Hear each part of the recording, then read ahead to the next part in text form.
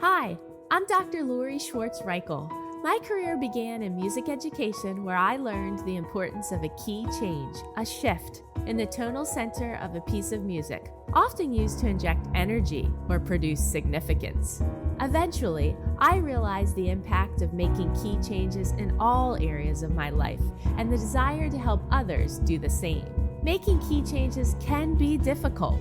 I certainly don't have all the answers, but I do like to pose questions for reflection and offer actionable key changes for us to attempt in both our working and living situations. Together, we can unlock our greatest potential in collaboration with those we love, serve, and lead. Let's discover how we can grow together by making key changes. Last week's episode took me back to my roots as a band director, but the message reached far beyond music and even beyond education. It offered ways to think about or rethink how we lead, how we evaluate, how we help others grow, and ultimately, how we influence, whether that's in education, business, or just everyday life. And that idea of influence has been on my mind a lot lately. I was recently asked a simple question: how do you influence someone? It made me pause, because when I think about the people who have influenced me most over the last several years, it hasn't always been people doing exactly what I do. More often, it's been people operating at a high level in completely different fields, such as engineering, finance, teaching, personal development, real estate, and medicine. Different paths, same impact. And when I really thought about why they influenced me, it wasn't because they told me what to do. It's because they made me think. They asked questions, or they lived in a way that became a question. Questions like, how would this make a younger version of you feel? What if this were your child? Would this still be acceptable? If the roles were reversed, how would you experience this? Influence is all about encouraging reflection. It's about creating just enough pause for someone to see things from a different angle, maybe one they hadn't considered before. Not forcing change, but opening the door to it. So if you're thinking, I know something needs to change in my life, job, business, or company, but I'm not sure where to start, let me tell you, you're not alone. Most meaningful change doesn't begin with a perfectly mapped out plan. It starts with awareness. It starts with that quiet but persistent feeling that something could be better. And here's the key change. Small, intentional shifts compound. You don't need to overhaul everything overnight. In fact, trying to do that usually backfires. What you do need is clarity on what matters most right now. Ask yourself, what is one key change that would make everything else easier or more effective? This could apply to your home, your job, or your organization. Now, let's connect this back to influence, especially for those of you in leadership roles or growing into them. Executive leadership isn't just about setting direction or making high-level decisions. At its core, it's about shaping how people think, creating an environment where reflection is normal, where questions are valued, and where growth is expected. The strongest leaders don't just provide answers. They ask better questions, and they leverage diverse perspectives to explore those answers. Instead of telling someone what to fix, they help them recognize it.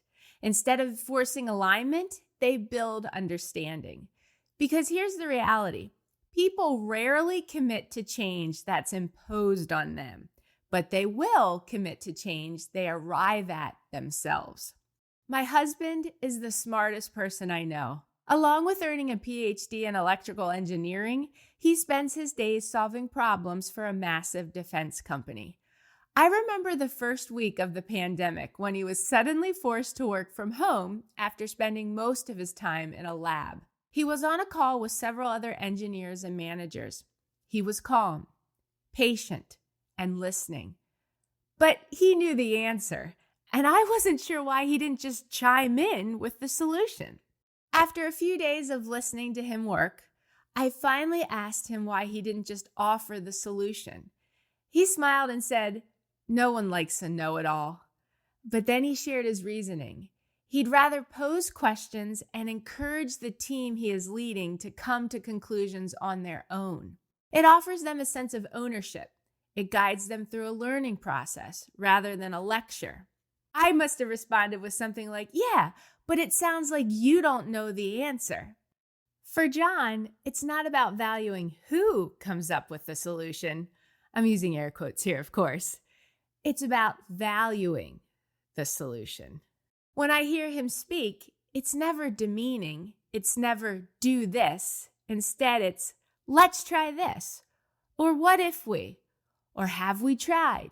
He understands that influence is all about encouraging reflection. He shaped that skill in me. One of the biggest mistakes executives make is treating change like an announcement instead of a process. They introduce an initiative, communicate it once or twice, and expect it to stick, oftentimes without even modeling it themselves. But if influence is rooted in reflection, then change requires repetition. It requires conversation. It requires creating space for people to process, question, and connect the dots for themselves. Great executive leaders understand that people don't resist change. They resist uncertainty. So your role isn't just to provide direction, it's to reduce that uncertainty, to consistently reinforce the why, to connect decisions to values, to make the path forward feel not just clear, but meaningful. And just as important, listening. Because the higher you go in a role, team, or company, the easier it is to lose touch with what people are actually experiencing. Influence isn't a one-way conversation. If you want people to reflect, you have to be willing to hear what comes back. At the end of the day, making key changes, whether personal or organizational, isn't about control. It's about alignment. Alignment between what you say and what you do, between what you value and what you reward, and between where you are now and where you're trying to go. Because momentum doesn't come from knowing everything. It comes from being willing to think differently, to question with intention, and then to act together. If this episode resonated with you, share it with someone who might need it, particularly a colleague, manager, executive, friend, or family member.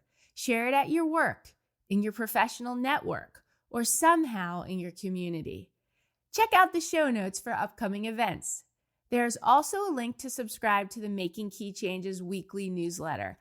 Our community includes thousands of people from many different professions and areas of life.